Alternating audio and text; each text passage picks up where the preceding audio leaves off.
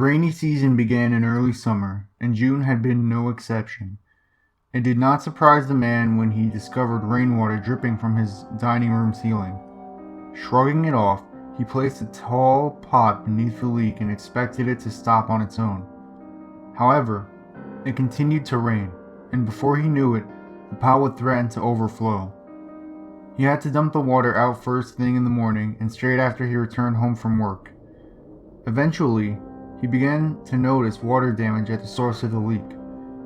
The white ceiling had discolored, turning a dull shade of brown. He checked the weather and realized that it would continue to rain sporadically over the next 10 days. The man was worried about the ceiling mildewing and becoming an expensive repair, so he called a local handyman. Unfortunately, the man could not sign to have the repairs done. Only his landlord could. It was a frustrating policy. The man called his landlord but could not reach him. He left him a few voicemails detailing how the damage was becoming progressively worse. The man was clueless as to why his landlord would not return his calls. They usually kept in touch, speaking at least twice a month. Finally, he reasoned that he would not be held accountable for any damages sustained. One night, the man was startled awake by a massive thump. He quickly turned on his bedside lamp, and just vaguely, he could see an overturned table and large shape laying across it. He sprinted out of his apartment and called the police, gagging at the smell. The man sat in the police station with a blanket wrapped around his shoulders and a coffee mug resting in his hands. He did know one thing. There had been a dead body in his ceiling, and the water had saturated it so badly that it caved under the weight. So far, the body was unidentifiable due to the rainwater and was being autopsied. While the man waited, he called his landlord and finally reached him, panicking as he explained the situation. His landlord was just as alarmed, and the man pleaded for him to come to the station while he made his statement. The man paused as a detective crossed over to him and lowered his phone, wondering if the body had been identified. His blood ran immediately cold, and he shook his head with terror. The body belonged to Richard Thompson, his landlord, and he had died over a year ago. That's not what disturbed him the most. If his landlord was dead, then who was pretending to be him?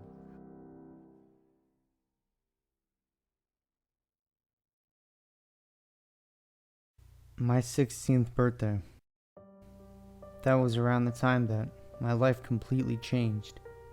You see, for many years, I had been suffering from depression. There honestly wasn't anything too horrible in my life. I had a caring mother, a nice home, and all the video games I could ask for, but I still felt incomplete. There was always this void that could never be filled, or so I thought. One night while I was thoroughly studying the sunset, I was visited by a lanky, intimidating man in a trench coat. In any other circumstance, I would have tensed up due to my extreme social anxiety, but this was far from the case. He spoke quickly and concisely, and before I could even utter a reply, he was gone. In his single breath of a sentence, he said he knew the truth about my father and my true potential. Roughly a week later, I had my second encounter with him. He was walking on the street in front of my house. I leapt up as fast as I was physically capable of. I followed him for 10 or 15 minutes before he entered an abandoned boathouse off into the woods. I was a bit hesitant to continue, but my curiosity got the best of me. I tiptoed up to one of the windows and peeked inward. To my complete astonishment, I saw at least 30 other men in trench coats, most of them working on advanced-looking computers. I saw the man I had been following, and he signaled for me to come in. Feeling a bit embarrassed, I entered slowly. He then explained to me that my father was assassinated to suppress his life's work. "Why are you telling me this?" I questioned. "Because you have the right to know, and we have an open position as a clandestine operative." "When do I start?" He informed me that once he installed the tracking device behind my ear, I could start where my father left off. Over the course of the next 2 months, I buried myself in my work. I often skipped school and avoided the few friends that I had. I eventually received intel that left me galvanized. The elderly widow who lived across the street was working with the organization that killed my father. I knew what I had to do. That night, I waited until everyone was asleep. I snuck over to her house, making sure not to leave any evidence. Luckily, she forgot to lock her back door and I easily made my way in. With my gloved hand, I covered her mouth and nose. She struggled momentarily but barely put up a fight. I departed as stealthily as I entered. The next day, everything appeared normal, until my mother asked me to speak to a psychologist. I was anticipating questions about the death of our neighbor, but it was more questions about me and my hobbies. That was when I was diagnosed with schizophrenia.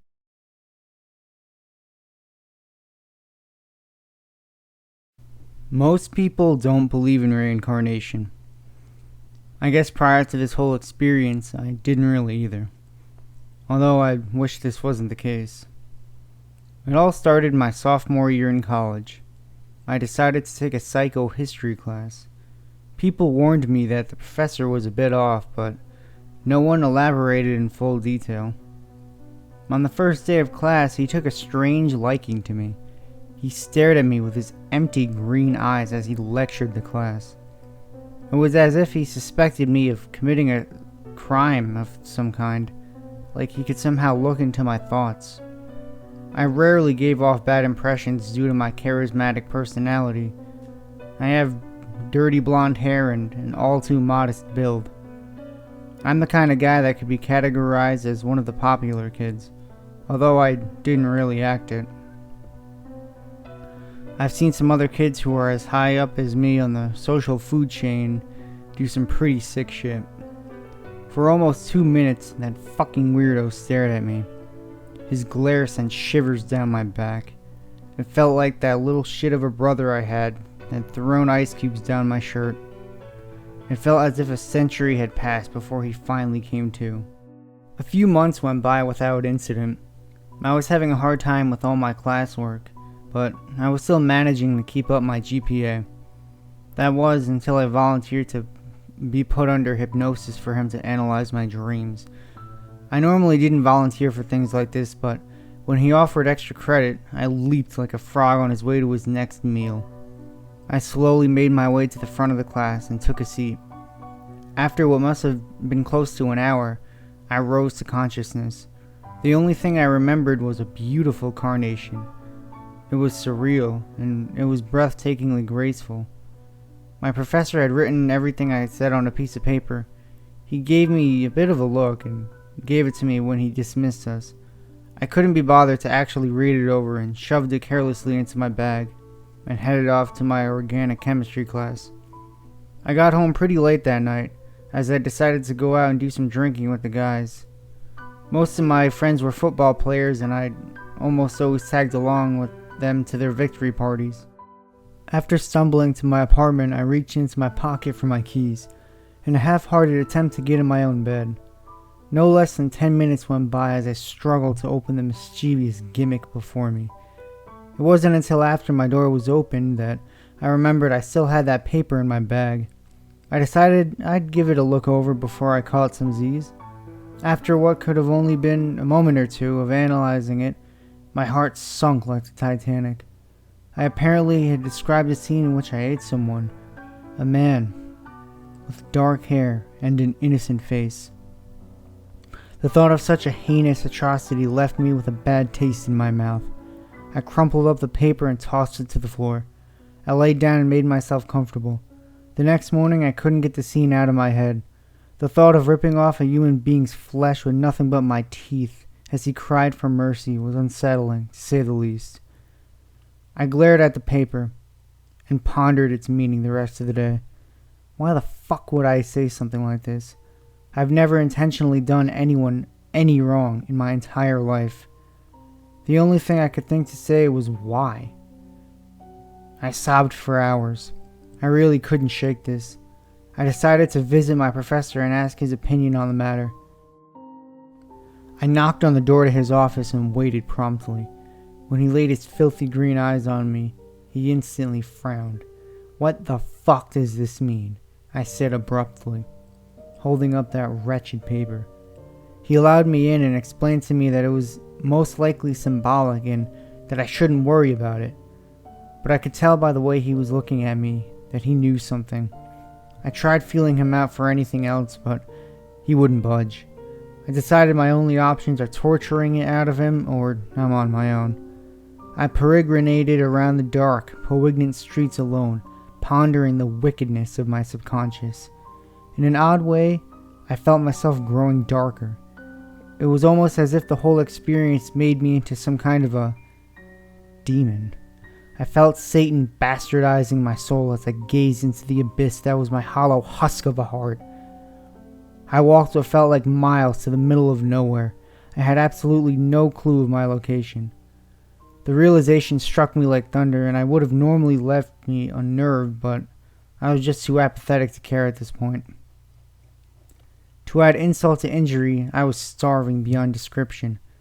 I seldom ate in an attempt to cut corners, but in retrospect, that was probably one of the worst decisions I could have made. My stomach growled like a wild beast. When I finally arrived at the first sign of civilization, I saw a dark, lanky figure. I squinted my eyes in an attempt to make out their features as I marched closer and closer. When I saw his face, I immediately recognized him. The realization hit me like a sharp rock to the back of the head. In the instant, I knew whatever I had experienced in class was not my subconscious telling me something. It was a prediction of the future. The very idea made me cringe with disgust, but I couldn't control myself. It felt as if I was watching Lucifer himself take control of my being. I took a large bite of flesh out of his neck. In agony and rebellion, he screamed. I was much stronger than he. It wasn't before long that he was dead, and I could enjoy my meal in peace. I rubbed my stomach and heard myself chuckle afterward. It was at this point that I had come to fully comprehend what exactly had taken place here. I wept with what humanity I had left when I laid my eyes on the disfigured carnation on the ground.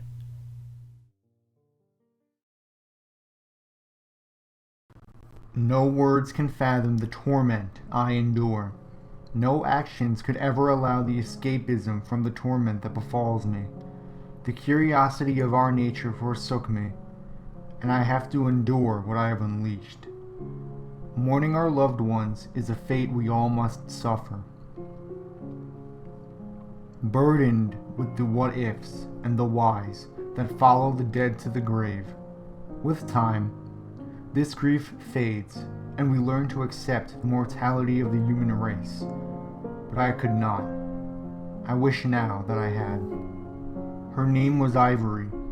She was my first love and the only love I ever felt. We were affiliated through our parents being friends, and we have always spent time together, either at school or through our parents' parties. I loved her from the very sight of her, and I eventually summoned the courage to ask her to be mine. We were together for 5 years before she passed. Those years I dreamt would never end, but unfortunately, she was diagnosed with cancer 4 years into our relationship. It shattered my world, and I was succumbed to depression that one day she will pass into the next world, leaving me to wander alone.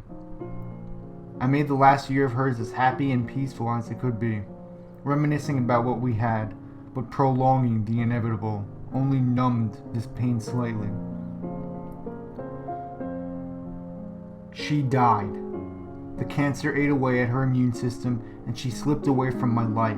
My world shattered. I felt empty. My reasons for existence had left my body. I couldn't attend her funeral, as I couldn't bear the sight of seeing the person I loved once so full of life, now a hollow shell. I lost myself. My depression overtook me, and I couldn't bear school for a while. I wish I could have taken her place. I wished that there was a way I could offer my soul to let her exist again. I couldn't live with the emptiness. I had to have her back. I had to feel alive again. Maybe if I attended the funeral, I would be able to shake this sense of guilt away and move on. But I can't. Love is too strong to shatter, even in death. I eventually re-attended school again, my parents' idea to try and take my mind off things, but everywhere I went, I felt alone. The ringing of the final bell was the only feeling of relief I ever had since the situation occurred. It allowed me to go back to my self-deserved guilt. As I was picking up my things from my locker, some kids were talking about a small gathering where they would perform a seance with a Ouija board. These sort of things never interested me, as in my opinion it was all smoke and mirrors. In fact, me and Ivory used to debunk most of the piss-poor television shows they broadcasted trying to scare the masses with the presence of the supernatural. I continued to collect my things and return to my home, but for some reason my interest peaked, and I stayed to listen. We did it at midnight, man. We lit all these candles in this abandoned house and we contacted this dead guy. We all totally got spooked and fucking left the house. As soon as these words eavesdropped, I started to wonder, what if I could talk to Ivory again? What if I can be with her again? My common sense was denied and I acted straight upon the curiosity and purchased one from Amazon. As soon as it came, I researched into how they work. Everywhere I read, it warned of its dangers and how it could open up different worlds and disrupt spirits, causing them to attack. But once again, these things are only said to scare kids, ignoring them. I waited for the time of the 12th hour. I was going to talk to her again. My body grew with excitement, and I began to feel the love we once felt when she was alive. When the clock struck 12, I placed a circle of candles around the board and began to attempt to make contact. I tried the generic hello, and if anyone is present, please make yourself known, crap you see on TV, just to make light of the situation. For the first 10 minutes, nothing happened. I felt like a fool deluded by a small window of hope. But to my surprise, 1/4 the hour, the plankette began to move. At first I thought the level of irony was greatly humorous, but as it dragged across the board to yes, my heart began to sink. I asked who it was, and to my joy it spelled the 5 letters my heart was longing to see. She was there. I screamed out her name as tears fell from my eyes. All the memories swallowed me, and like a madman's vocabulary, I confessed my love for her. But something felt wrong. The room began to drop in temperature, and shadows started to dance around the illumination the candles produced. Not normal shadows, but obscure, deformed shapes that no person could ever imitate. I shook my head, believing that due to my hysteria, I was making myself this way, and proceeded to call out to her. "Do you miss me?" I asked her, and the plankette once again began to move, but this time, as it moved, the room became darker. Whispers beckoned from the walls, and the shadows crept ever closer to taking more hideous shapes. Yes, the plankette landed on. I began to feel a little uneasy, as fear began to settle in. Maybe I should have heeded the warnings, but love pushed me onward. "Where are you?" I asked her. As soon as I asked the question, the plankette started to shake uncontrollably. The temperature dropped vastly. I struggled to breathe in the cold air. The shadows grew faces of beings with razor-sharp teeth and eyes. Eyes that I felt burning my skin with their gaze. I tried to scream out, but their air thickened and my voice denied me. I stared at the plankette as it spelled the word hell. As soon as the words were drawn, it repeatedly highlighted, "Help me." Screams of agonizing pain echoed through the wind. The board lit ablaze as blood oozed from its charred remains. The shadows now were beside me, eating my shadow away, ripping its limbs apart and devouring its entrails. I swore I could feel the pain, but no damage was made unto me. The walls started to crack and blood trickled down. I couldn't help it. I screamed so hard that the air choked me, and as soon as I did, darkness. The flames from the board and the candle's flicker was quenched. I was submerged in the darkness for a while, crying to myself, "For what foul thing I have seen." and the knowing that Ivory was enduring the torments of hell. What could she have done, and why? Eventually, I regained my sanity and decided to relight the candles. The light, I thought, would make me feel safer. I took some matches out from my pocket and ignited them to light them once again. I wish now that I could have stayed in darkness. She was before me, but not the porcelain-skinned girl I once knew. Her hair was matted, falling out in maggot-infested clumps. Her eyes were now black sockets oozing with green and black liquid. Her skin, gray and dead, smelling like rotting flesh. And her mouth, spewing forth fluids and blood, was open like she was screaming. But no noise. Not a single accent came forth. I couldn't help but stare back, and as I fainted, as I slept in my states of shock, she was there, still screaming her silent scream as I could only watch, and ever since, she is there, constantly. She follows me, haunting my day from wake, waiting and watching as she screams silently. The vision never dies. In pitch black or blazing light, her clarity remains. I wish I never unleashed this upon myself, and I could have just let her die. I wish I could have moved on. But now, she is my reminder. I cannot escape it. Even psychiatric help wasn't my solution, as not only did it feel like a degrading session of my time, but she stood above me, staying there like a graven image of atrocity. With every pressing day, she deteriorates even more, her skin decaying, growing mold now. The blood, now a black mass of coagulation. The remaining parts of her hair now cling on by the sheer dry blood. I could see the pulsation of maggot larvae within her scalp, and the smell is unbearable. It fills my lungs to the point that I refuse to breathe. When I try to sleep, she stands beside my bed, still screaming her silent anguish. The shadows still follow me, and I can still feel the piercing gaze of their eyes upon me. When I try to find them, they move hastily and relocate back to the darkness. I can't face going outside anymore. I just sit alone in my room, crying myself to restless sleep. I would take my own life if I could. I've thought about it, but I know I'll be joining her in that constant state of hell. I have sat there with sleeping pills in front of me, contemplating my demise. They mock me for it, her screaming twisted into a demonic smile like she wants me to go with her and be damned in a torment for eternity with her. My phone rings constantly, and when I answer, the sounds of hell play back to me, a mixture of static and hysteria that still echoes in my consciousness. I try taking out the battery, but still, it rings. I can do nothing now but accept my fate. My fate of having my memories destroyed and the ghost clad me in continuous despair. Tonight, I decided to end it all, to join her in the everlasting pain. Maybe then I can stay with her. Maybe then this nightmare will end as a journey. Maybe then this nightmare will end as I journey with her to a new one. But at least I won't be alone. I'll be with Ivory again. Long I have watched you, and long have I wanted you.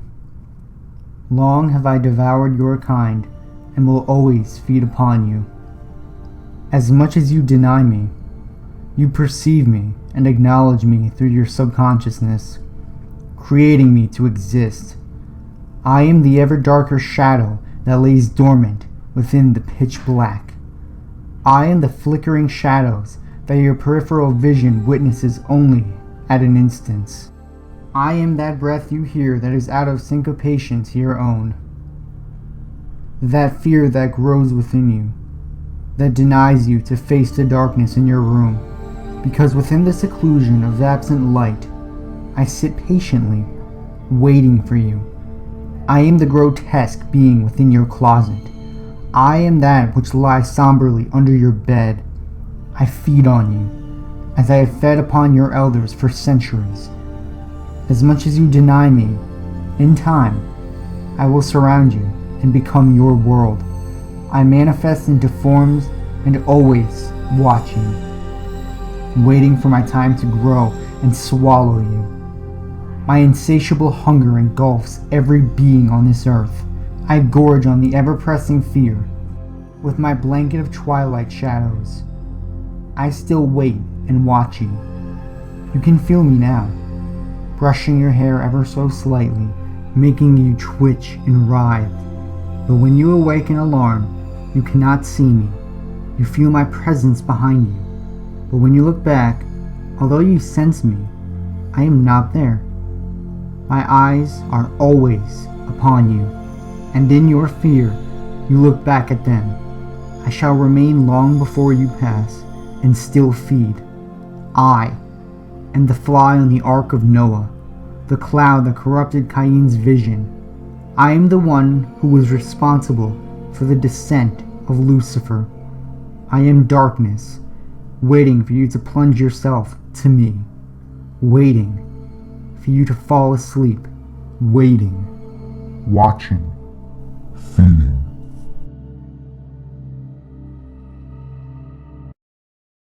Jimmy and I were the best of friends.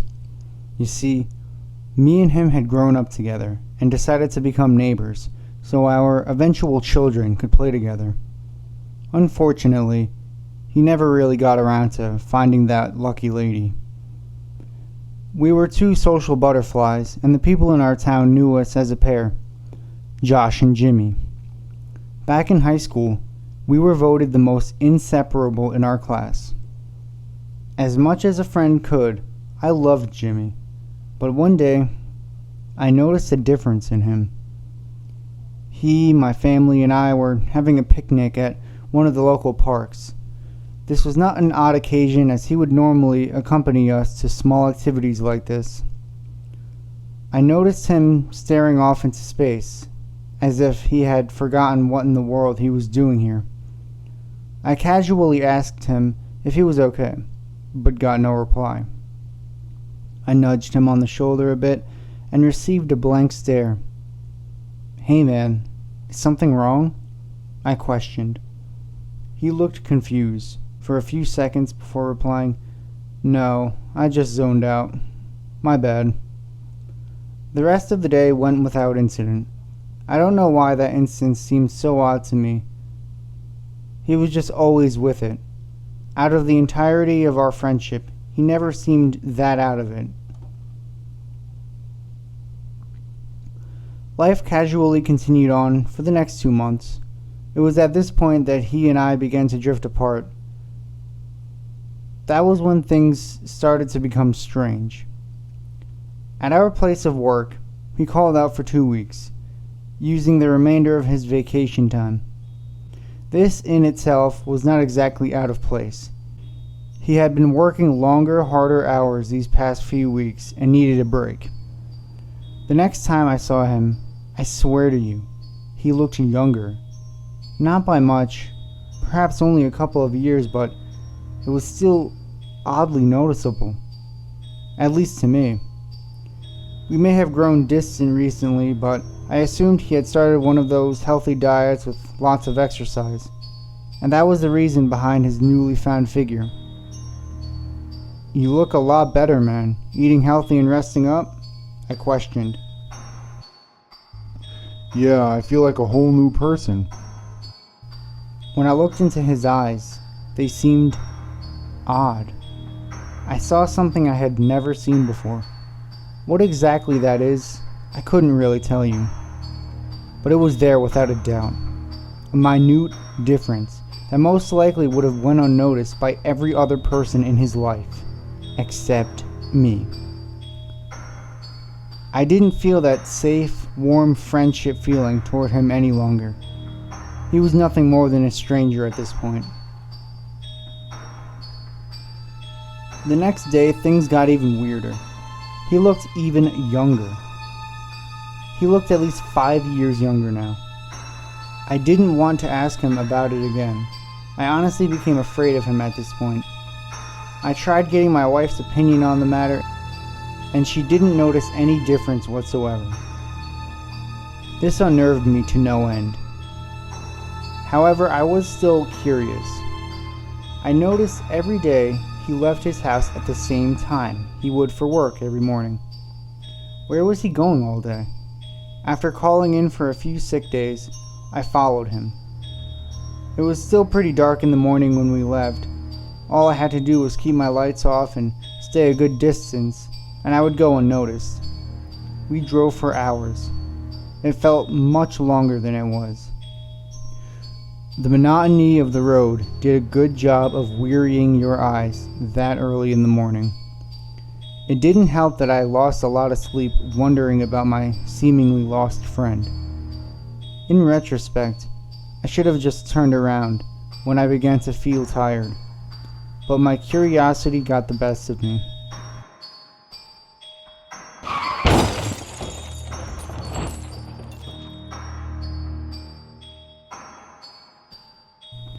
I must have dozed off and awoke to find myself amidst a grotesque pile of cadavers, with Jimmy standing over me, seemingly disappointed. "Where the fuck are we?" It took him a minute to answer. "This is where I have been coming. This is where I conduct my rituals." "What do you mean, rituals? Did you kill these people, you sick bastard?" "Listen to me, Josh. I have discovered a fountain of youth. All I had to do was bathe in the blood of innocence. Join me, Josh, and we shall live forever." I couldn't believe what I was hearing. Is he gone mad? Well, he does look a lot younger. "Alright, Jimmy. I will join you, my brother." He looked so pleased with my response. I'm sure it came as a shock to him when he felt my blade enter his back. He must have gained some strength off whatever the hell he had been doing, because it took quite a number of stabbings to finish him off. I won't say I don't miss the old Jimmy. The Jimmy I could spend hours with laughing and having a good time. The benevolent Jimmy that was content with growing old alone. Most people believe that there is a malevolent force amongst humanity. This presence goes by many names: Balboa, Mara, Beelzebub, Jinn. The most notable being Satan, of course. Many people have mistaken me for this magnificent being. That would insinuate that one of those asinine, artificial ideologies were true. I know they are not, because I am quite old, older than time itself. I existed long before the cattle, and I will live long after the last excuse of a life form ceases to exist. I don't expect them to be capable of fathoming my omnipotence. Ergo, when I expose myself to the cattle, I assume the role of Satan or Mara or whatever other half-witted personification of evil they manage to conjure. I have even encountered ones that attempt to worship me. If only they knew the destruction and pain I have bestowed upon their kind. Sometimes, all it takes is one bad experience, and you can create a monster. I never would have guessed when I sent those 3 boys to attack Jeffrey, he'd end up the way he did. If only it was always that easy. There are times that many hours are spent on breaking the sanity of the right one. Many of nights were spent whispering into the ear of the lonely German painter. Perhaps that was one of my most successful experiences. That created a monster so malevolent, it even became iconic to the cattle.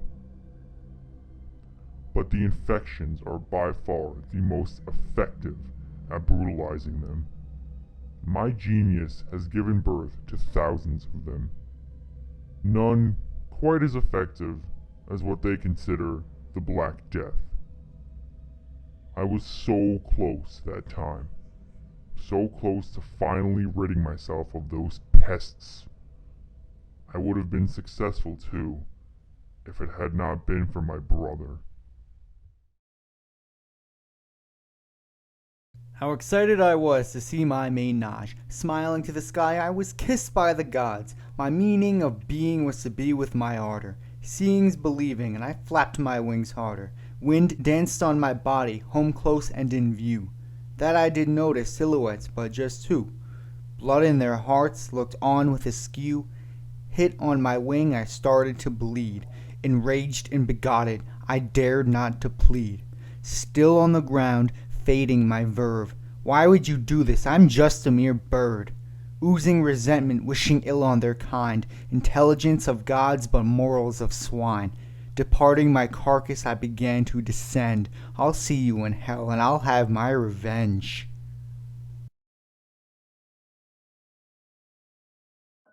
Max stepped out from beneath the yellow and white marquise to the pattering of raindrops, tapping against his head and seeping into his hair.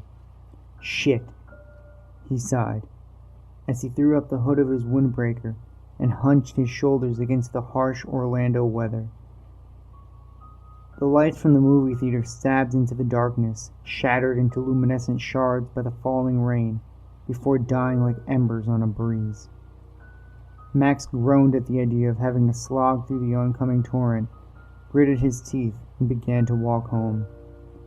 Out of the corner of his eye, he saw poster after poster lit in neon pinks and blues with "Coming Soon" or "Now Playing." Emblazoned beneath, most of them were chick flicks or cookie-cutter spy thrillers, the kind of trash boring people want to see with their other boring people. Not that Max was pleased with the movie that he had just finished watching, a midnight debut of yet another beloved comic book hero perverted by Hollywood in some over-budgeted special arts nightmare. Max had decided that this was the last time, ever. All around him, Florida's nightlife was pouring into the street from bars and nightclubs. It had to be almost 3 in the morning, and yet the girls in skin-tight dresses and young men with square jaws and expensive outfits flooding the streets and heading to their cars with jackets pulled over their heads made it seem almost like midday. Max sneered. He could tell at a glance which people were going home to sleep it off, which people would masturbate furiously to starve off the disappointment of not hooking up with someone, and which people were crawling into strange cars with strangers to have sex in strange beds, only to wake up in a few hours and slink away in shame. And he hated them all. Max was a night person. He worked during the night, lived during the night, and these people were anything but. Oh, they would talk about running the night, throwing their hands up in their cars as they bumped whatever crap was being pushed out by music execs these days.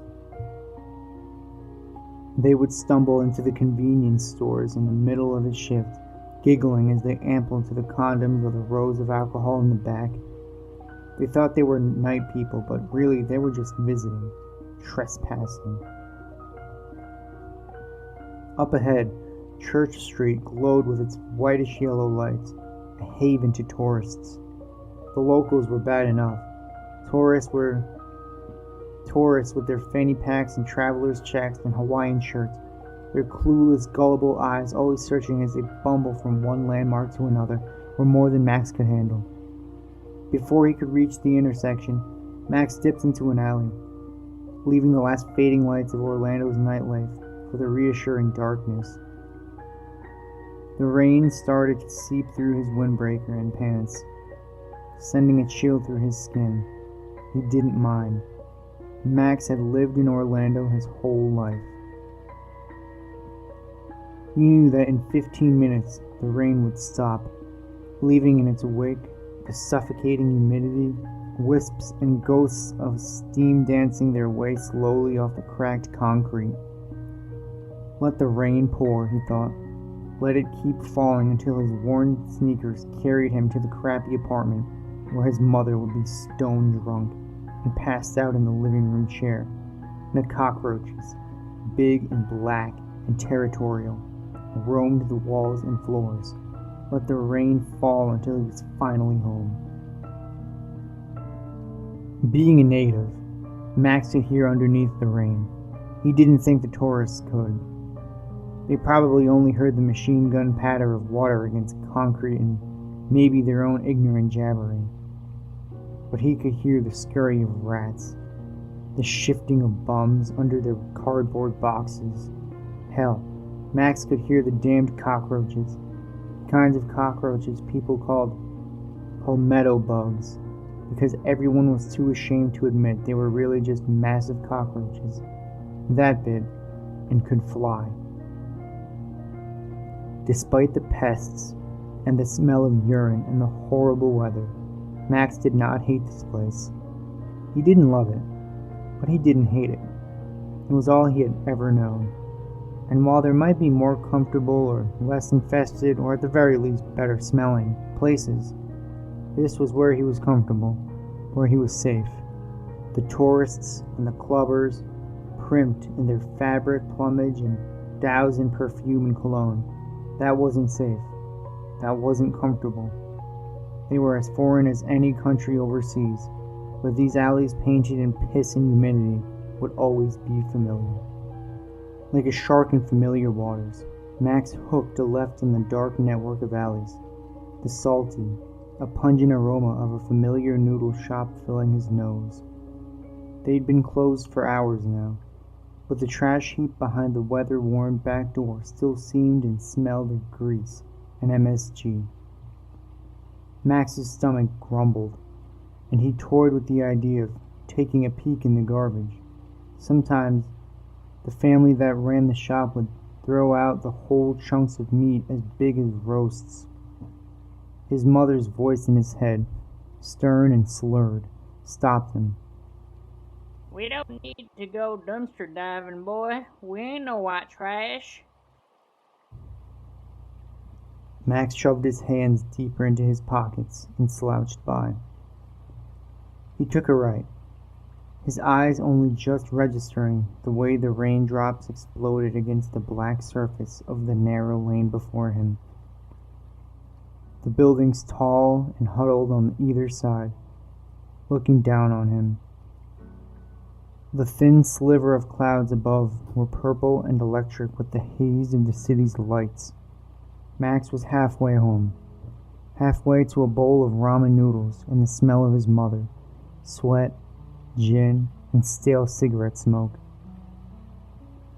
Halfway to his room, where he coated the cracked plaster with posters of heroes and used his headphones to block out the world.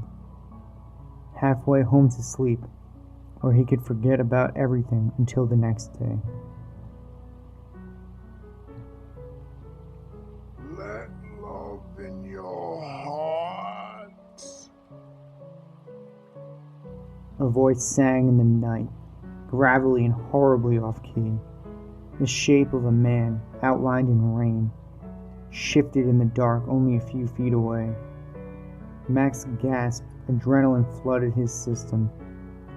His hands clenching, his knees bent as though his body was making plans to run without checking with his brain. You can't show fear, he knew. Orlando preyed on the frightened. You had to swim its waters like a shark, or be eaten. "Scared the shit out of me, bro," he said, forcing his voice to sound relaxed. The shape drew nearer, near enough for him to see hints of facial features. Matted hair, nose and cheeks chiseled out of dark stone by a sculptor driven mad by drink and failure. Max could see the figure's eyes, yellowed, ugly, and damned.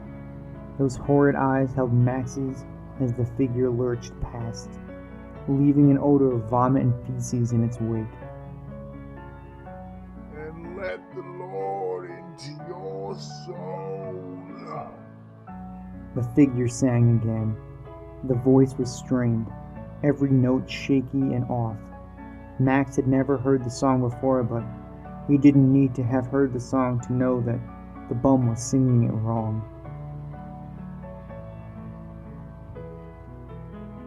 The notes, tortured and twisted, bent out of shape, stayed in Max's ears long after the transient shambled out of sight. taking his song with him.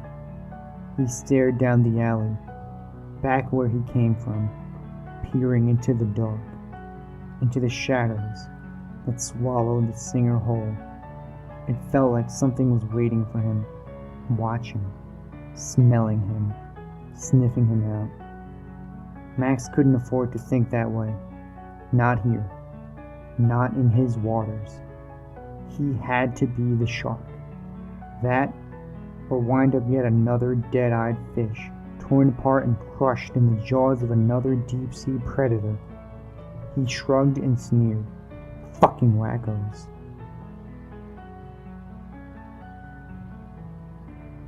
Orlando was full of them. He would survive. He'd always survived. No matter how hard he tried, though, Max found himself craving light again. As much as he hated to admit it, he wished he was back out in the main streets, amid the other people his age showing off, trying to get laid so they could feel better about themselves when they slogged back to their dead-end jobs in the morning. The off-key melody played over and over in his head, the gravelly voice resonating in his bones. He no longer felt safe.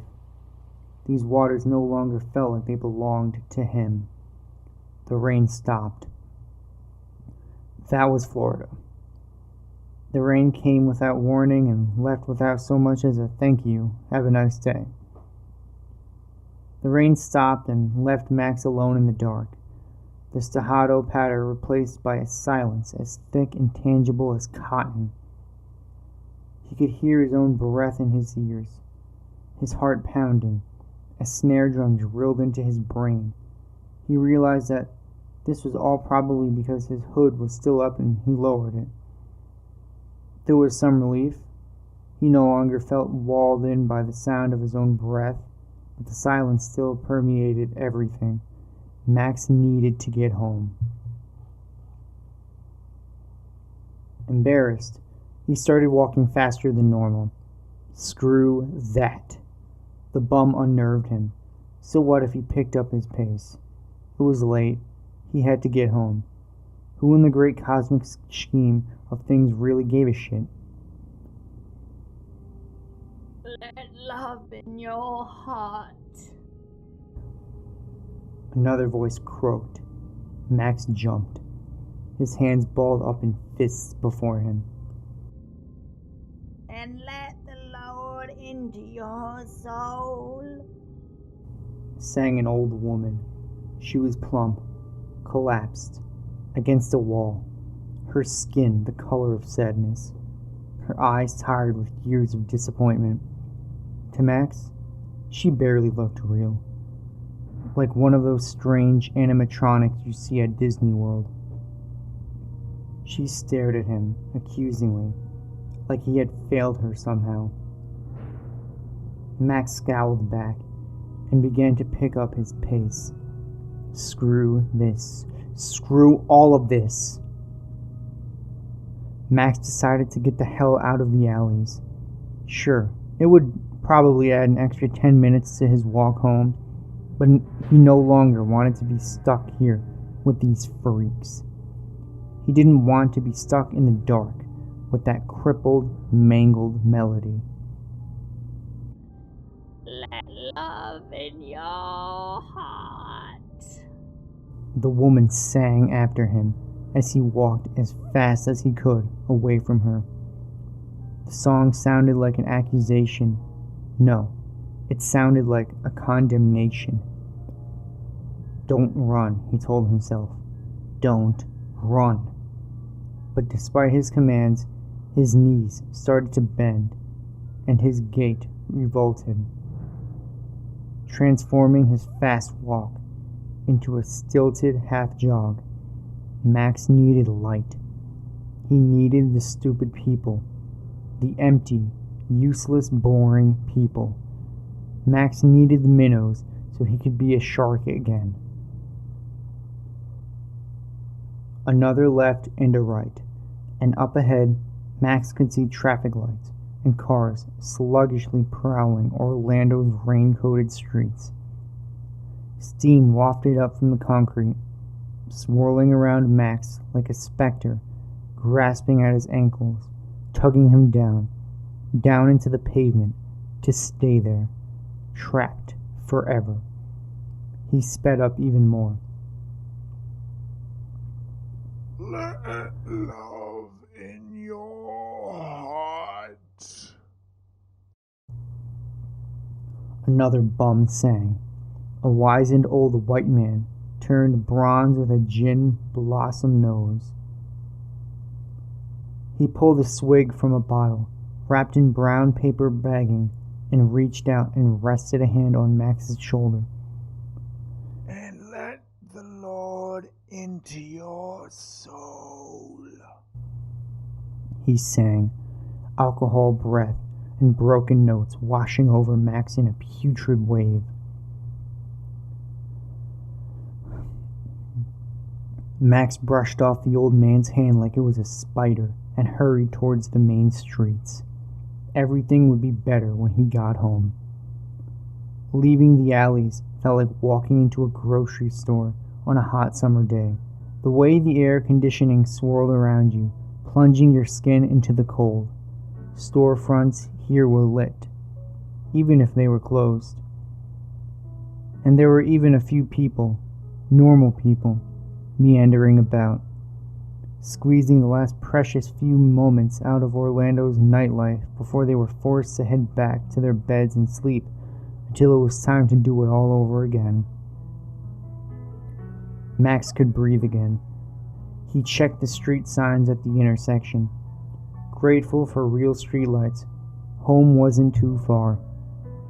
10 minutes at the most. He just had to make it for another 10 minutes. A relieved smile on his face, Max strolled along the sidewalk. He'd cross the street ahead, turn left, a right, and there would be home.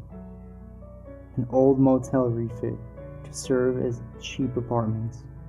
He was even thinking he might unwind with a little PlayStation before sleep.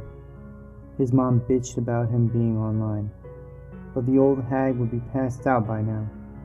She would never even know. Yeah, play some PlayStation, get some sleep, that's what he needed. Max even waited for the light to change at the crosswalk before crossing the street. He was feeling that much better. The shark was back in its waters. Parked at the curb ahead was a beat-up old sedan. Max could make out the shadows of two people huddled together, moving rhythmically, and he rolled his eyes. Come on, he hissed to himself. Can't even wait until you get to a room? He shook his head at how pathetic the denizens of this city seemed to be. All they seemed to care about was fucking. It wasn't a mystery. Orlando was such a dump. If it weren't for Universal and Disney, the whole damn city would be nothing but a giant human disease focused only on where the next orgasm was coming from. As he neared the car, he noticed that the windows were rolled down. He could hear the moans of the girl, soft, alluring. He felt his pants tighten in the region of his crotch. Max wasn't a perv, but he was 19 years old. He wasn't proud of his biological needs, but he knew they were there. When he drew even with the car, he cast a glance in through the window. He couldn't see the girl in the back seat. She was probably on her back, but he could see the guy, his face illuminated by the neon sign of a gun store, his hair stylishly tousled and held in place by product. He grunted and rooted like a pig, his whole body working furiously, until Max was perfectly even with the window. Then the man looked up, looked right into Max's eyes. Those eyes were dead eyes, lifeless eyes, the eyes of a shark as it patrols its waters, mindless, only conscious in the most basic of definitions of hunting, eating, and fucking. Plastic eyes. Let love in your heart. He sang off key. Max froze. His feet welded to the sidewalk in fear, his ears ringing. There was movement, and Max saw the girl's head rise into view, her chestnut hair falling on bare shoulders in a beautiful waterfall. Arched eyebrows and dark eyes held him as her lips, full and crimson, sang the second half of the refrain. And let the Lord into your soul. Her voice was soft, sensual, and yet the notes were still wrong, still mangled. Moments before, she had moaned a symphony of ecstasy, but now that pretty voice was stretched, taut alongside new snapping tones, like a fine violin out of tune. The couple stared at Max, dull, stupid, and hungry. At once he got the sense that they wanted him, craved him, and yet were not capable of basic sentient understanding. As he stood there, the only thing Max saw under their eyes was death, his own. Desperation overcame him, blanketed him, seeped into his pores, and entered his bloodstream. Max ran. Behind him, he could hear the car door open and shut, dull thunks in the empty night. Another street to cross. This time he didn't bother to wait for the lights. Fuck the lights. He had almost made it to the other sidewalk when a car came skidding around the corner and almost slammed into him. He fell against the hood of the car. It was red, a sports car. Its horn blared through the night, and Max cringed. "Shut up!" he screamed inside his head. "You'll bring them here." The driver, a middle-aged man, leaned out the window and glared at him. Max was ready for him to yell, to shout, "Get out of the fucking street, kid!" But those words never came. Instead, the motorist sang in wretched And let notes. the Lord into your soul, in your heart. Max didn't wait for the refrain before he started running. Even so, the words, that horrible non-melody, chased after him. And the Lord into your soul. Home. He just wanted to be home. That's all he wanted. Fuck everything else. He just wanted to be home, damn it. But as he ran, people oozed from everywhere. Every storefront, every alleyway. They were singing in unison, each off key, each in a hideous, discordant chorus. Let love in your heart. He turned a corner. His street, the rundown apartment complex in view. Stupid palm trees with Christmas lights stood like sentries on either side of the driveway. Max glanced over his shoulder to find the street packed with people, the bum chiseled out of dark brown stone, the old lady, the man with the gin blossom nose, the couple from the car, the driver that had almost run him over.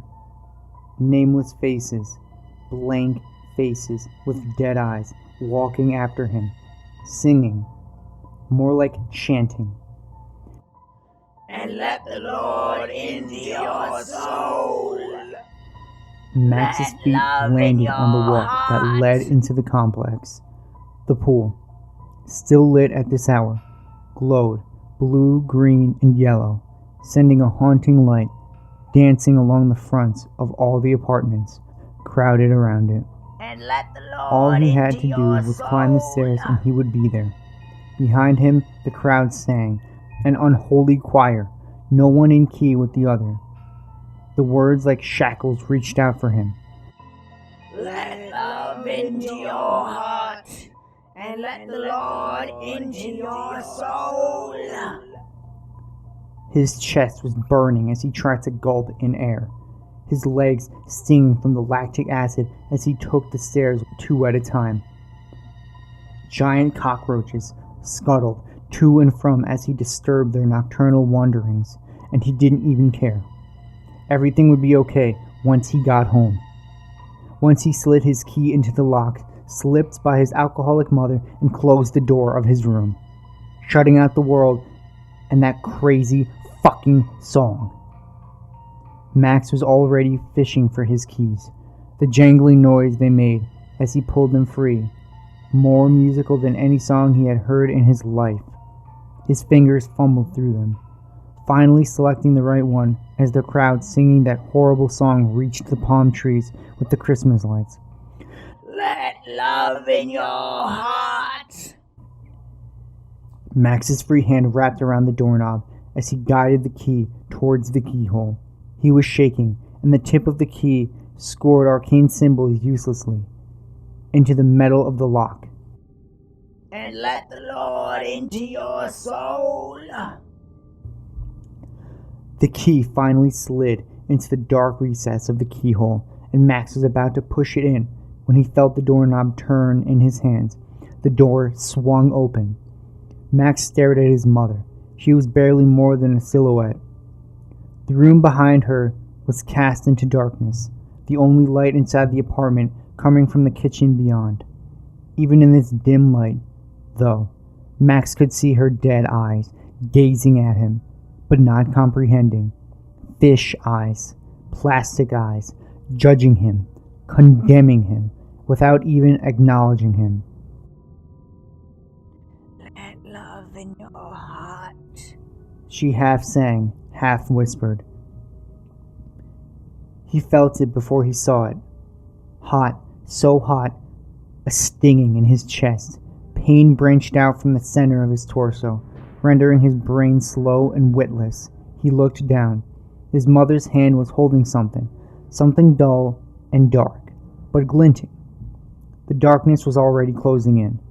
The word knife drifted across his consciousness, and in the dim light, he could see a crimson blossom spreading into his shirt, exploding slowly. Blood. His blood. The pain was exquisite. Terrible. No. Sharks don't get stabbed. He was a shark.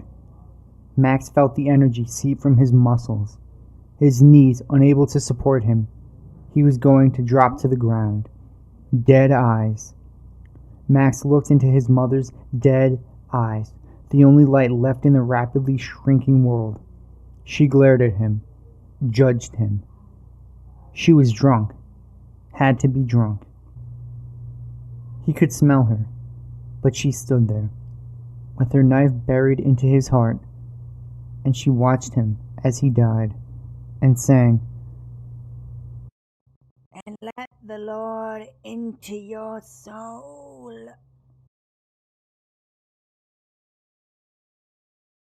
It is with much confusion that I write this letter, as I am having a hard time originating coherent thoughts. But if anyone is reading this, please find my daughter, Andrea Smith. Her last known address was 1364 Talavera Street, Miami, Florida. It was right by the Pinewood Cemetery. Tell her that Daddy is trying to come home, and that I love her. About 8 months ago, a group of friends of mine and I decided to go on a week-long fishing trip to commemorate one of my recent business accomplishments. I was a genuinely social person, and I was in contact with 200 or 300 people at any given time. But I had been spending a lot of time with this group in particular. We were quite an odd grouping of individuals. Perhaps that's all we ever were. We had a variety of common interests, but one thing always held our attention above all else: the Bermuda Triangle. All the stories about it fascinated us to no end, and we always spoke of venturing out to it and seeing if there really was anything supernatural about it. I was one of the more skeptic members of the group and attributed most of the disappearances on natural disasters of some sort, although I really couldn't explain them all. When my friends caught wind of what occurred at my work, they manipulated my childlike enthusiasm to convince me to accompany them on the trip. This was especially beneficial to them because I was the only one in the group that owned a boat large enough to suit all 6 of us. I was always secretly afraid of committing to the trip, but when we set sail, I was the happiest I had been since my beautiful daughter was born. It was as if this was the next best day of my life. We spent the first 3 days doing nothing but laughing and yelling out to the sea for aliens to come out for us. We started to lose interest on the trip by the 4th day, so we did what any group of men would do on a boat. We got shit-faced. That was when things started going wrong. In an attempt to reenact a Jackie Chan move, one of my friends fell into the water. We were all beyond capable of helping him, but that didn't stop us from trying. I leaped into the freezing ocean water in the pitch black. The instant my skin touched the water, I felt myself sobering up. I frantically searched for him, but it was as if he had never been there. There was no trace of him to be found. That was all I really remember from that night. The next day, things got even worse. All of the electronic equipment on the boat seemed to have been deactivated, which I truly couldn't get my head around. I searched every crevice of my mind for a logical explanation, but I came up short. The stinging hangover added insult to injury. When we came to the realization that none of us knew which direction we needed to go, everyone started to panic. Things got confrontational between two of my friends, and another one was thrown overboard. That just left the 4 of us now. Months went by with no sign of hope, and eventually the rest of them committed suicide, one by one. Each time someone did it, it made the rest of us come closer to the realization that we were all going to die out here. How could I have let myself be so stupid as to agree to this fucking trip? I'm not exactly sure how much time had passed that I was out here alone, but it felt like an eternity. I decided I would wait 3 days and 3 nights, and if there were still no signs of hope, however vague, I would take the coward's way out. On the 3rd day, I arose from slumber to discover a strange object hovering adjacent to my boat. It was so foggy that I could barely see it, but after reaching my arm out and feeling the cold exterior, I knew it wasn't a mirage. I figured I was finally being rescued, but I still felt oddly apathetic. There was no amount of preparation in the world that could keep me calm when faced with what I was about to see next. A 5-foot-ish figure with dry gray skin suddenly appeared in front of me. I shrieked, but after giving it a look, I didn't feel like it had any intentions of doing me harm. That was when it spoke to me. Well, let me clarify. It didn't actually move its lips. As far as I could tell, it had none. It put thoughts into my head. I'm still trying to figure out what happened that day, but what it informed me of was insane. I still have a hard time conveying it in words. I had the entire idea in my head perfectly, but there's no precise way I can really explain it to anyone. Initially, I didn't want to believe what it told me, being the skeptic I am, but it just made so much damn sense. It explained the unexplainable, and it answered humanity's biggest questions, and quite frankly, it terrified me. First things first, the universe is not as it seems. The universe is the greatest thing our inadequate minds can comprehend, but it is nothing more than entertainment to them, nothing more than a computer program or a TV show. We were created by them, engineered, if you will. They intentionally included design flaws, which was our initial purpose. The only thing I could compare this to was a reality TV show. They watch us, laugh at us, and are entertained by us, and we don't even know it. Something it made note of was that we are the only species on the planet with the capability to learn from each other's previous mistakes, but are notable for our disinclination to do so. This was intentional, of course. and with every leader throughout human history making all too familiar mistakes, I realized what this thing before me was saying is true. The part that frightened me the most was when it spoke of religion. Every religion in the world is true, as far as supernatural activity is concerned, to some extent. But they were all lies they conjured, simply to test our own ignorance and stupidity in yet another way. Every religion in the world is nothing more than smoke and mirrors, and considering it is the most war-causing factor known to humanity, this also made sense. Being a lifelong Catholic, I've found this hard to stomach, but I found myself interested by this point. Another thing it made note of was that as far as political and economic ideologies are concerned, none of them truly work. At least in the sense that we'd like to think so. This was another intentional design flaw and made it difficult for us to think outside the box. According to it, there is 100% right way to live and prosper, but humanity would never reach that point. We are destined for wars, corruption, and greed to rule us till the end of days. I don't want to believe any of this, but it's impossible to refute. I don't really care, as I just want to find my way home. After that day, I am a changed man, and I will never lose hope to survive this sea again. I am coming home to see my daughter. Whoever is reading this, please find her. Find her and tell her that I love her and I'm trying to come home. But please, whatever you do, don't let her know any of the contents of the rest of this letter. I don't want her to know the truth. I don't want her to know that life is a farce. The pain in Amarillo's face told his oppressor that everything was going according to plan. John never would have guessed it would be this good. He licked the sharp titanium blade he managed to get away with just hours ago. This gave way to a symphony of whimpers from his victim.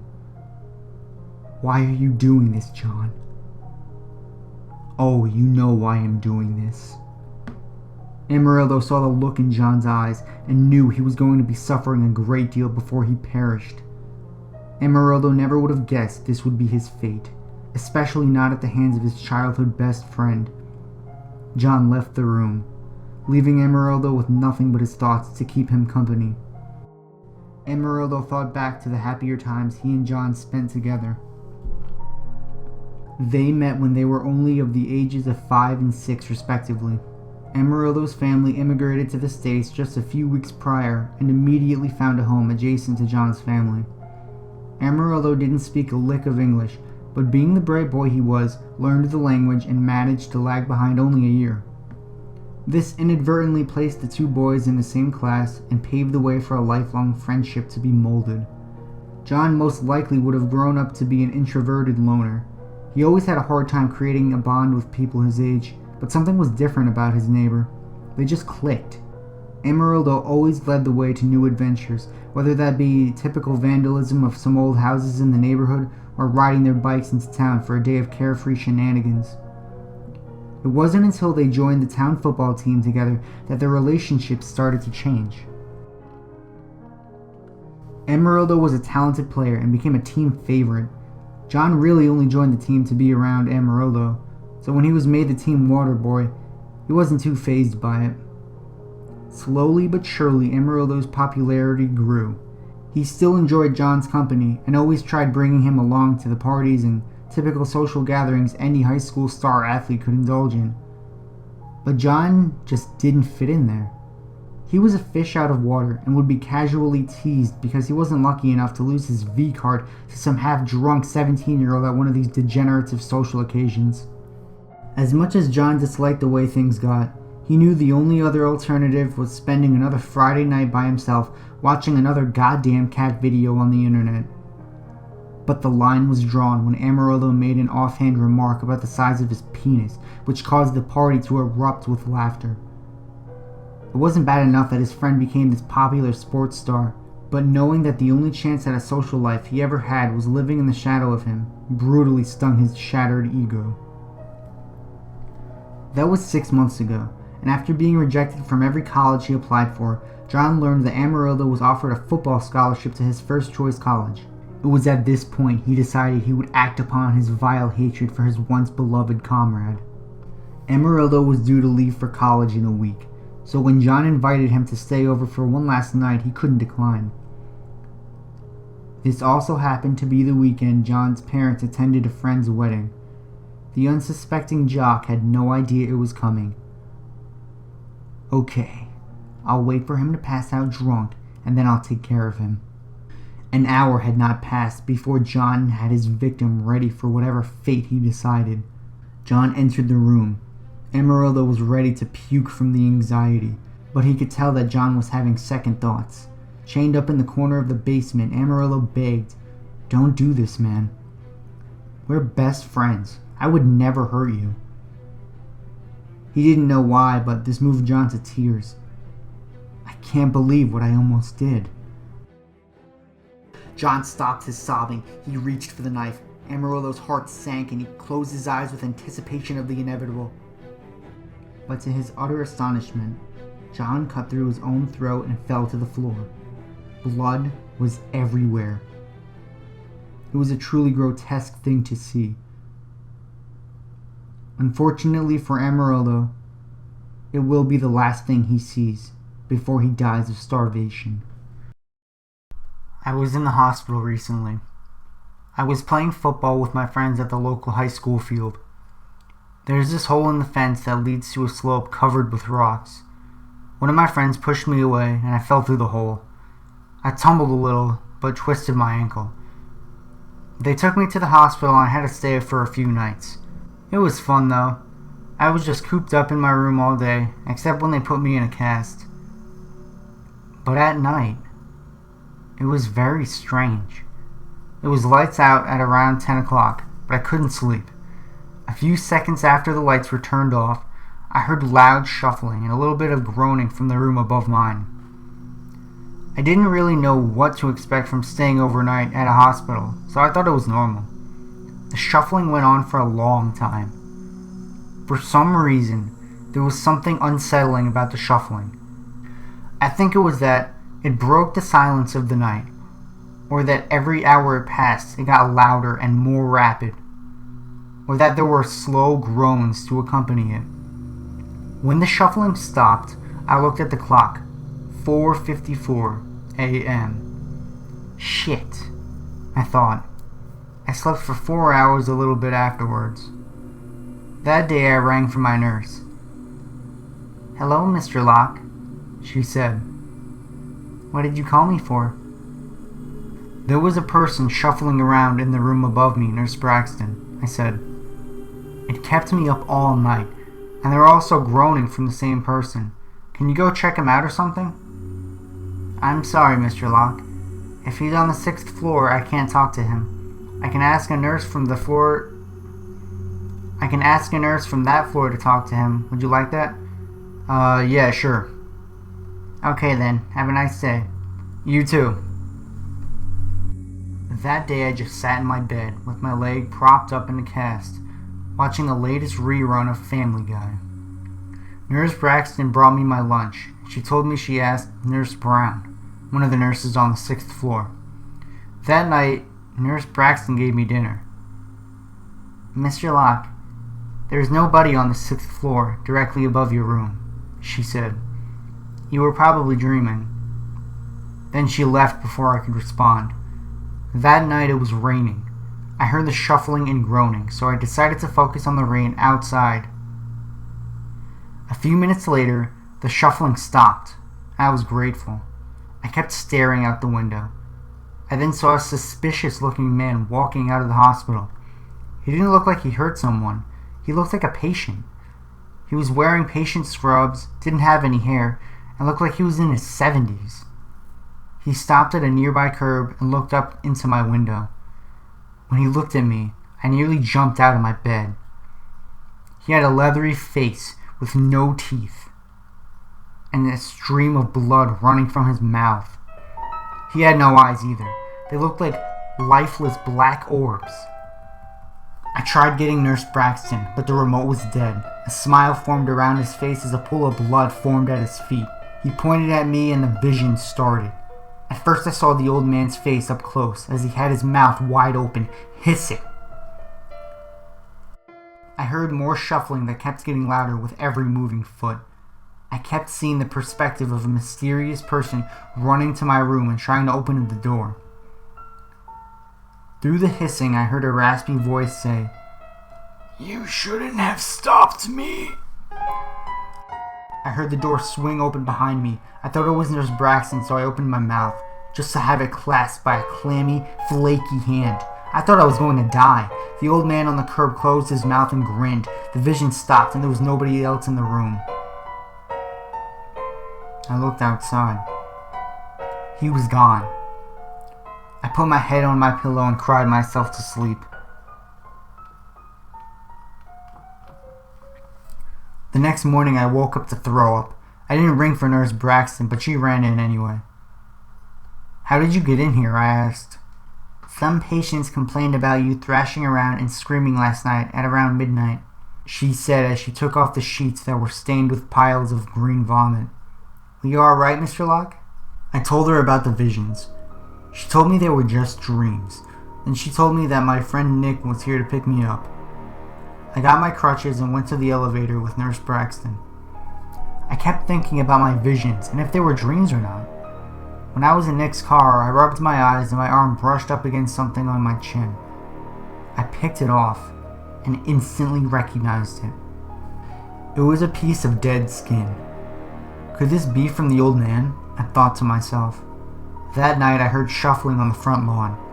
I hopped to the window to see the old man, still in his scrubs, shuffle across the grass. He looked up at me and grinned. I hopped back into bed and fell asleep. I woke up at around 1 a.m. to see a dark shadow sitting at the foot of my bed. I shined my flashlight at it. The light went out as soon as it came on and I briefly saw the grinning, blood-drooling face of the old man. He crawled across the bed, looked into my eyes, took the flashlight and hit me across the head with it several times. He cackled, leaned into my face, scratched out my eyes and ran off. I smelled smoke as I heard the man shuffle off into the darkness. The flames stroked my skin. I screamed for help, but smoke and fire drowned my every word.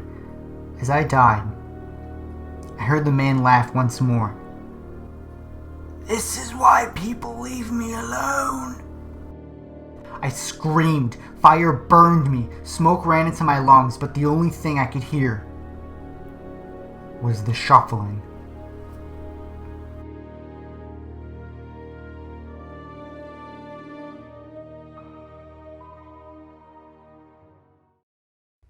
I just want to start off by saying, if you want an answer at the end, prepare to be disappointed. There just isn't one. I was an intern at Nickelodeon Studios for a year in 2005 for my degree in animation. It wasn't paid, of course. Most internships aren't. But it did have some perks beyond education. To adults, it might not seem like a big one, but most kids at the time would go crazy over it.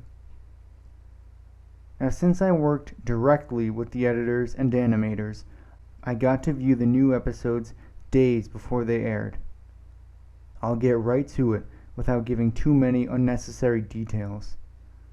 They had very recently made the SpongeBob movie and the entire staff was somewhat sapped of creativity, so it took them longer to start up the season. But the delay lasted longer for more upsetting reasons. There was a problem with the Series 4 premiere that set everyone and everything back for several months. Me and 2 other interns were in the editing room, along with the lead animators and sound editors for the final cut. We received the copy that was supposed to be Fear of a Krabby Patty, and gathered around the screen to watch. Now, given that it isn't final yet, animators often put up a mock title card, sort of an inside joke for us, with phony, oftentimes lewd titles, such as How Sex Doesn't Work instead of Rockabye by Valve, when SpongeBob and Patrick adopt a sea scallop, Nothing particularly funny, but work-related chuckles. So when we saw the title card, Squidward's Suicide, we didn't think it more than a morbid joke. One of the interns did a small throat laugh at it. The happy-go-lucky music plays as normal. The story began with Squidward practicing his clarinet, hitting a few sour notes like normal. We hear SpongeBob laughing outside and Squidward stomps, yelling at him to keep it down as he has a concert that night and needs to practice. SpongeBob says, "Okay," and goes to see Sandy with Patrick.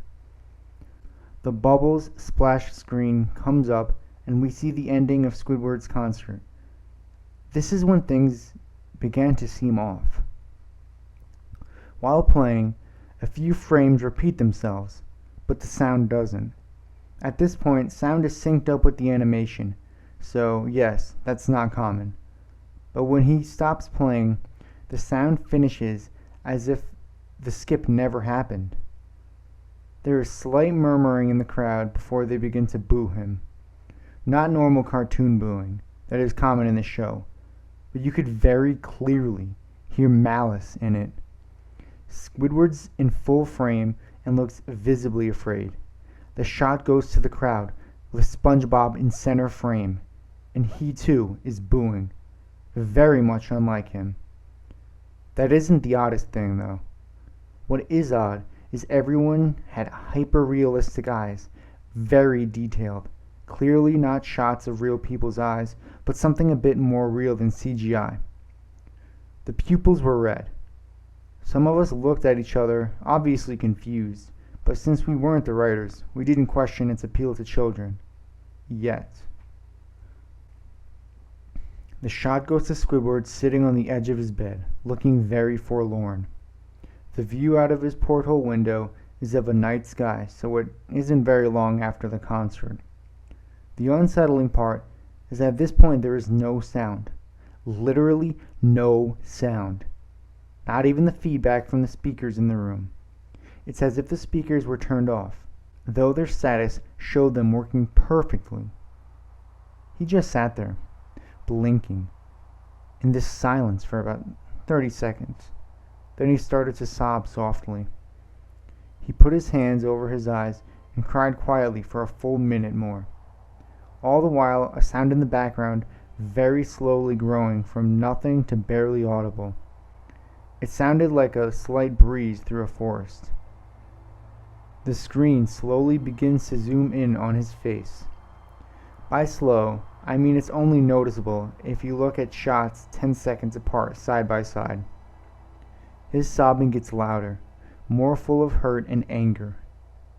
The screen then twitches a bit, as if it twists on itself, for a split second, then back to normal. The wind through the trees sound gets slowly louder and more severe, as if a storm is brewing somewhere. The eerie part is this sound, and Squidward's sobbing sounded so real. As if the sound wasn't coming from the speakers, as if the speakers were holes and the sound was coming through from the other side. As good as sound as the studio likes to have, they don't purchase the equipment to be that good to produce sound of that quality. Below the sound of the wind and sobbing, very faint, something sounded like laughing. It came at odd intervals and never lasted more than a second, so you had a hard time pinning it. We watched this show twice, so pardon me if things sound too specific, but I've had time to think about them. After 30 seconds of this, the screen blurred and twitched violently.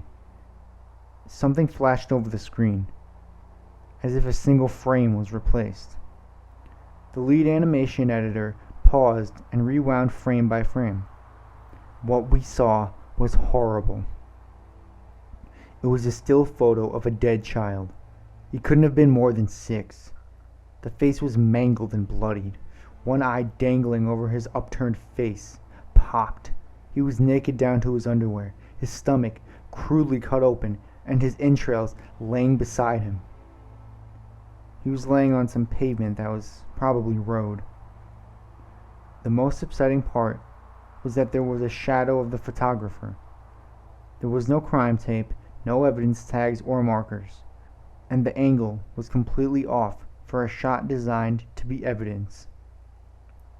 It would seem the photographer was the person responsible for the child's death. We were of course mortified, but pressed on, hoping that this was just a sick joke. The screen flipped back to Squidward, still sobbing, louder than before, and half body in frame. There was now what appeared to be blood running down his face from his eyes. The blood was also done in hyper-realistic style, looking as if you touched it, you'd get blood on your fingers. The wind sounded now as if it were that of a gale blowing through the forest. There were even snapping sounds of branches, the laughing, a deep baritone, lasting at longer intervals and coming more frequently. After about 20 seconds, the screen again twisted and showed a single frame photo. The editor was reluctant to go back. We all were, but he knew he had to. This time, the photo was that of what appeared to be a little girl, no older than the first child. She was laying on her stomach, her barrettes in a pool of blood next to her. Her left eye was out and popped, naked except for underpants. Her entrails were piled on top of her, above another crude cut along her back. Again, the body was on the street, and the photographer's shadow was visible, very similar in size and shape to the first. I had to choke back vomit, and one intern, the only female in the room, ran out. The show resumed. About 5 seconds after this second photo played, Squidward went silent, as did all sound. Like it was when this scene started. He put his tentacles down, and his eyes were now done in hyper-realism like the others were in the beginning of this episode. They were bleeding, bloodshot, and pulsating. He just stared at the screen, as if watching the viewer. After about 10 seconds, he started sobbing, this time not covering his eyes. The sound was piercing and loud, and most fear-inducing of all, is his sobbing was mixed with screams.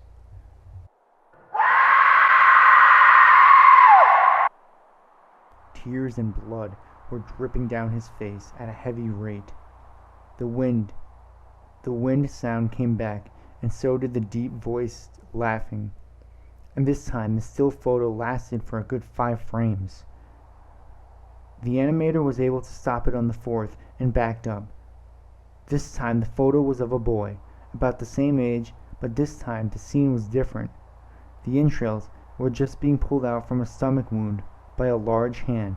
The right eye popped and dangled, blood trickling down it. The animator proceeded. It was hard to believe, but the next one was different, but we couldn't tell what. He went on to the next, same thing. He went back to the first and played them quicker, and I lost it. I vomited on the floor, the animating and the sound editors gasping at the screen. The 5 frames were not as if they were 5 different photos. They were played out as if they were frames from a video. We saw the hand slowly lift out the guts. We saw the kid's eyes focus on it. We even saw 2 frames of the kid beginning to blink. The lead sound editor told us to stop. He had to call in the creators to see this. Mr. Hillenberg arrived within 15 minutes. He was confused as to why he was called down there, so the editor just continued the episode. Once the few frames were shown, all screaming, all sound again stopped. Squidward was just staring at the viewer, full frame of the face, for about 3 seconds. The shot quickly panned out, and that deep voice said, Do it! And we see in Squidward's hands a shotgun.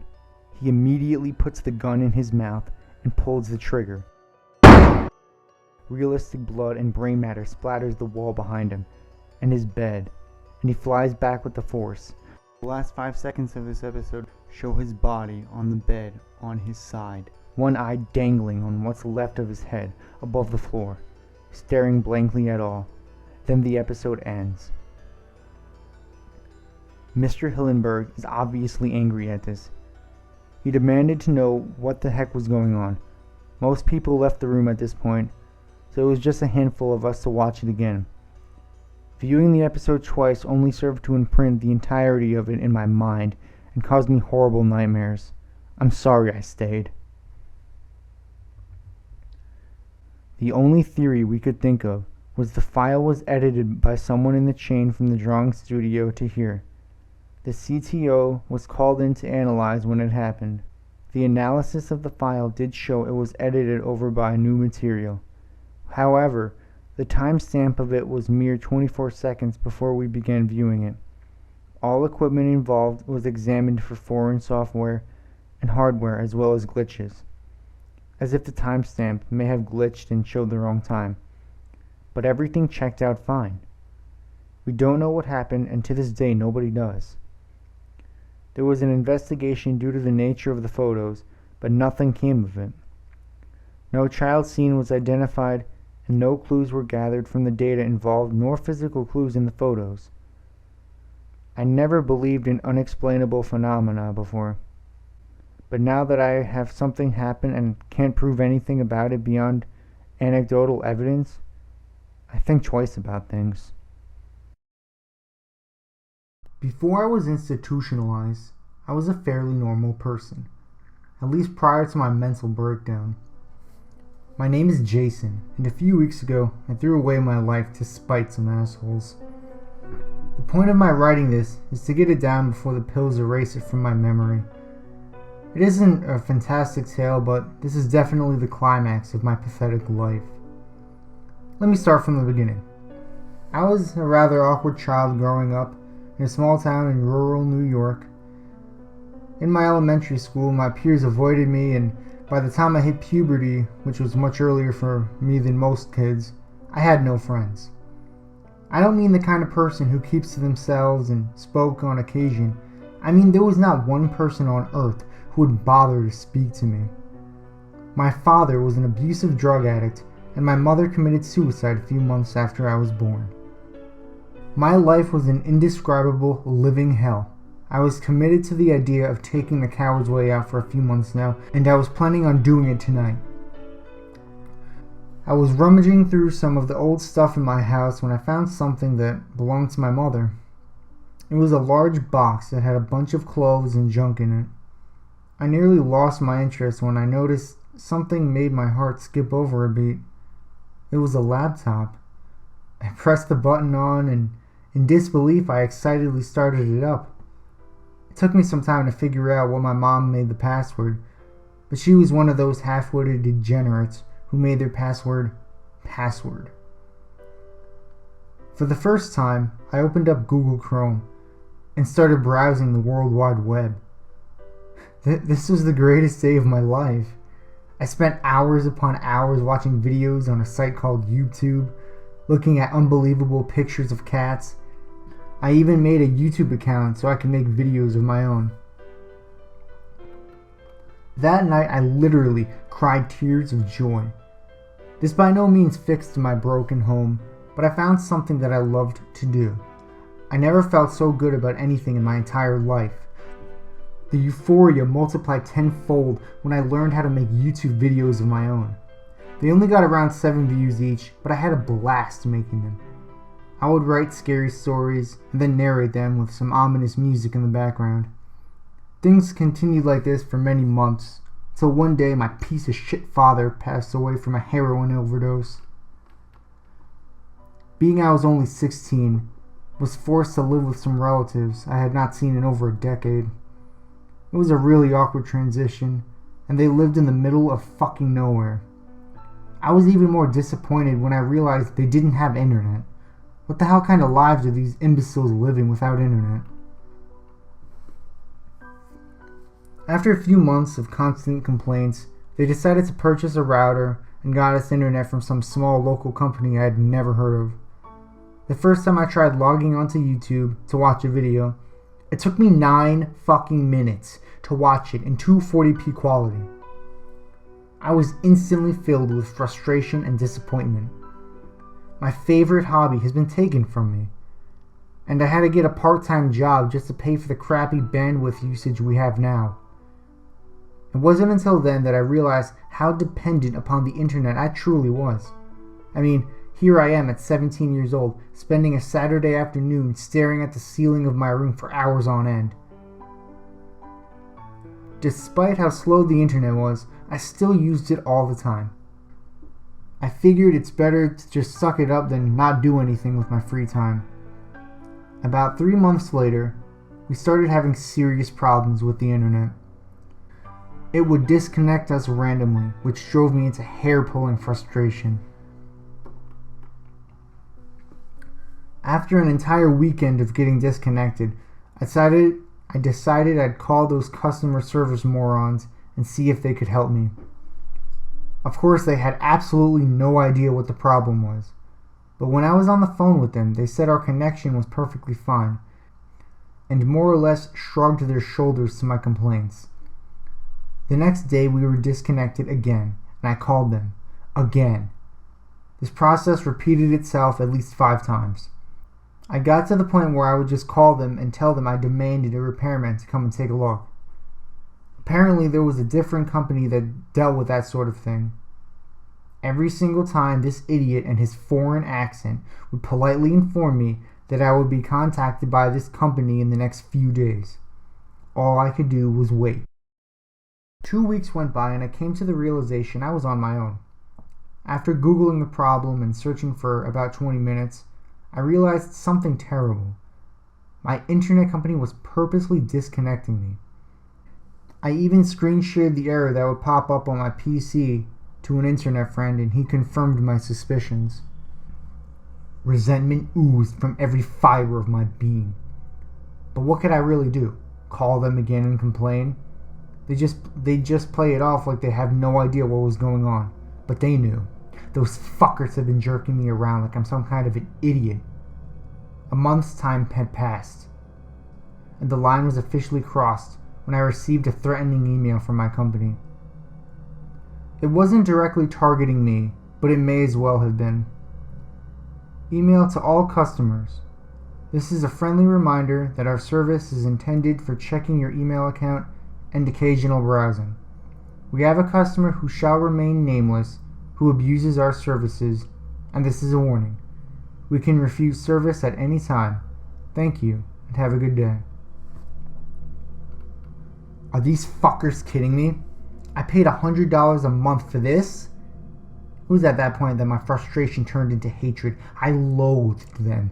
I wished ill upon them. No, I'm not going to sit here and wish ill on them. I will inflict it upon them. The only happiness in my life has been stolen and decimated by these incompetent bastards. I know killing is wrong. If there is a hell, I will be headed there indefinitely. But I refuse to lie down and be taken advantage of. After stealing an assault rifle, I was practically flying there. The anticipation was overwhelming. When I got there, a bright light appeared in my eyes. It was unlike anything I had ever experienced before. It almost made me turn around. After regaining my composure, I kicked down the door and unleashed a few rounds into the people there. Screams of terror filled the room. There were a surprisingly small number of people working here. I shot and killed every single one of them until I found the owner of the company. It must have been pure, unadulterated luck he was there, as most of the time an owner or president is somewhere else. I tied him up and threw him in the trunk. By this point, I was fully aware that I couldn't come back from this, and may as well live out my sadistic, vengeful fantasy to the fullest. I interrogated him and got his address out of him. Please, don't bring me there. I have a son. He will be getting home from school soon. Kill me. I'm the one you want, not him. His pleas were to no avail. On the way there, I wasn't sure exactly what I was going to do, but then it hit me like a thunderbolt from Zeus. After extracting most of his entrails, I placed them in a bucket on top of the door. To top it all off, I left the remainder of that fucker's body dangling from a rope tied to the ceiling fan. I still occasionally chuckle to myself, imagining the look on the little brat's face when he was drenched by his own father's insides, and looked up to see that half-witted piece of shit dangling in the middle of the room. I lay low the next couple of days, but the inevitable police questioning happened when I let my guard down. I kept my assault rifle right behind the door in case things went south. I played it dumb, and he didn't suspect a thing. But just as I was hoping to get off scot-free, he asked me, what possible reason could this monster have had to do all those horrible things? They deserved it! I screamed as loud as my vocals would go. I nearly had my assault rifle when I was struck by the white light again. The rest is history. I will live out the rest of my life in this godforsaken shithole, but I still can't help but feel they deserved it.